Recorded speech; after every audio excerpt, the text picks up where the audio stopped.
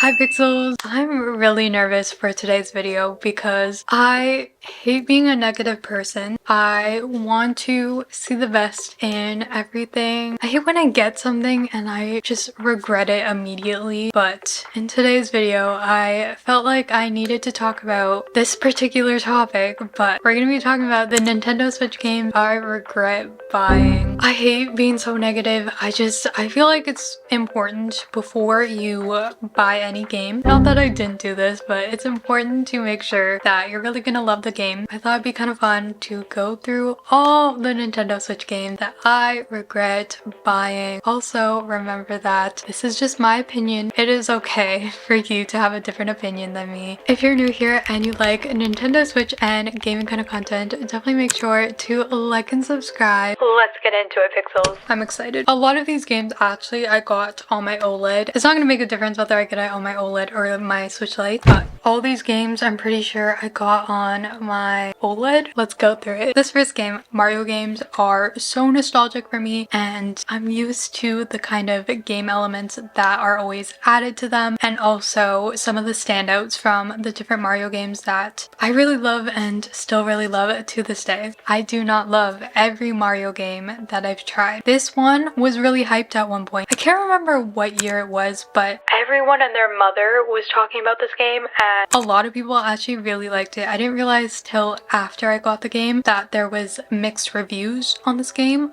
but at the time, this game was really hyped. A lot of people were like really excited. But the game I'm talking about is Super Mario Bros. Wonder. Guys, I really hate to say this because it looks like a really fun game. It looked like it had a potential to be a really good game. There's just a few reasons why I don't like it and why I regret buying it. Okay, so keep in mind this is a really expensive game, and that's not necessarily why I regret it. I mean, that is part of the reason because I spent a lot of money on this game and I don't love it. I don't reach for it, but I think the main thing I thought it was going to be, because it was so expensive, I thought it was going to be like the biggest standout Mario game in the universe. No. The levels and the boss battles feel a little bit kind of bland. I feel like they're like any typical Mario game that you already have in this style, which is kind of like a platformer game. The levels and boss battles weren't my favorite. I tended to not enjoy playing any level or any boss battle within this game. Oh, I hate seeing this. And I expected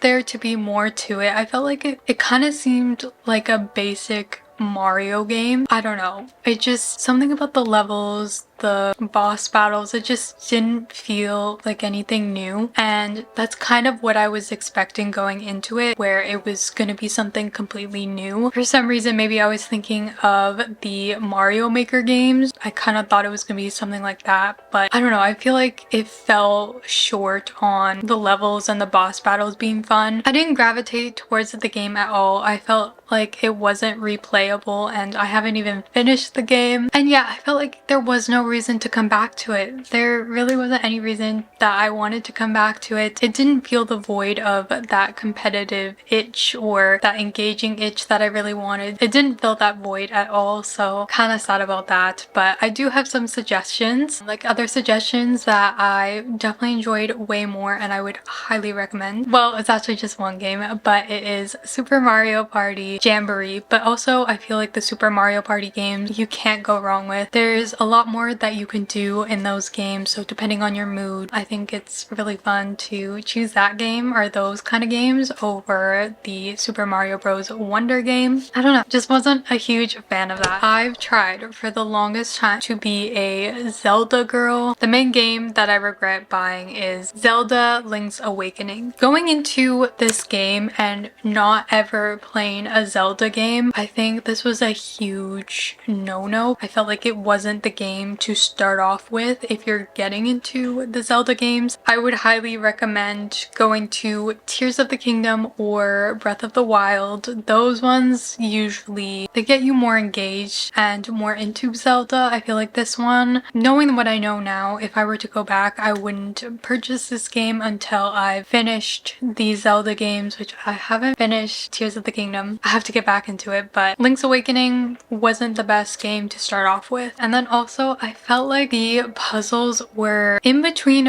really easy and really challenging. I felt really stumped at some points and I just didn't want to play the game, and obviously I haven't touched the game since then, so I don't know. It wasn't a good game to start off with to get into the Zelda universe. I think the other games would have been better, and I've never played Echoes of Wisdom, so I can't say whether that would be a better option. I just got it because the animation style looked fun, and it wasn't something I wanted to reach for after I played a few times. So this might be a little controversial because I know people say this game is really good to get into, but The Last Campfire, maybe I'm just a little bit delulu. The story looked really fun, the animation looked really great. I think the puzzles is what threw me off a little bit. I think the puzzles were really challenging to the point where I kept looking up the answers or like how to get past the puzzles, and I just didn't want to keep doing that.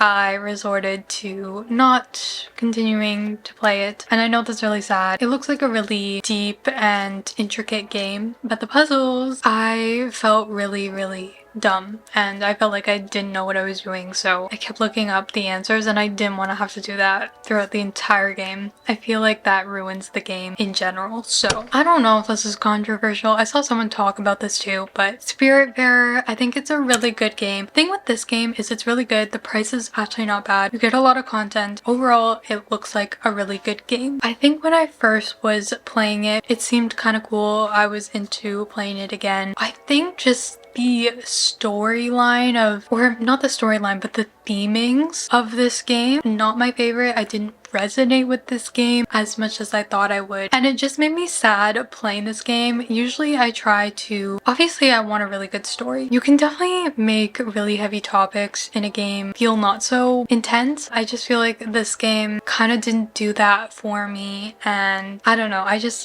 didn't feel like I was escaping reality. I felt like I was living in a really intense reality that I didn't want to. I'm not saying it's super intense, it just, the themings didn't really make me escape reality, if you will, because that's usually why people want to play games. They want to play games to escape reality, and this just kind of felt stressful, and I didn't resonate with the themings or the story. So still a really good game, just wasn't for me. This last game is my fault because this game got so many bad reviews. It was pushed off from going to the Switch for a little bit, but Amber Isle. I love dinosaurs, I love dinosaur games, I love dinosaur anything. First of all, I should have known that usually in games, like the cover of games, the animation style is different from the actual gameplay, like when you're actually playing it, and I should have known that. It wasn't my favorite. I didn't like the animation style or the graphics of this game, and usually that's not really a huge turn off, but it also is pretty pricey. Like the original price is pretty pricey. It was also very laggy, very glitchy. Did not love that. And the last thing, it really wasn't an interesting game. I didn't feel connected to it at all. And with there being so many bugs, like it being laggy and kicking me out of the game, I wasn't a fan. But those are all the games that I have. Let me know what you guys think,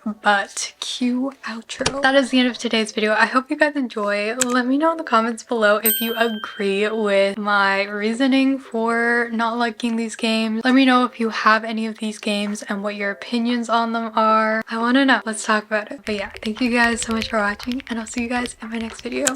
Bye!